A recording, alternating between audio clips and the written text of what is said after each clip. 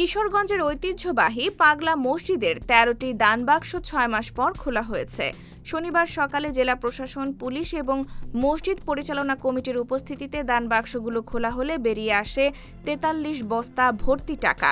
শুধু নগদ অর্থই নয়, পাওয়া গেছে সোনা রূপার অলংকার, বিভিন্ন দেশের মুদ্রা এবং মানতকারীদের লেখা অসংখ্য চিরকুট।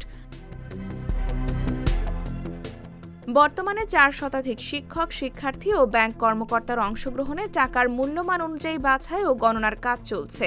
সংশ্লিষ্টদের ধারণা, এবার দানের পরিমাণ আগের রেকর্ডও ছাড়িয়ে যেতে পারে। এর আগে সর্বশেষ দানবাক্স খোলার সময় পাওয়া গিয়েছিল ১১,৭৮,০০,০০০ টাকার বেশি।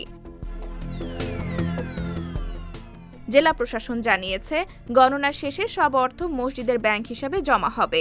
ইতোমধ্যে মসজিদের হিসাবে ১১৪ কোটিরও বেশি টাকা রয়েছে। এই অর্থ দিয়ে ভবিষ্যতে একটি ১০ তলা মাল্টিপারপাস মসজিদ ও ইসলামিক কমপ্লেক্স নির্মাণের পরিকল্পনা রয়েছে।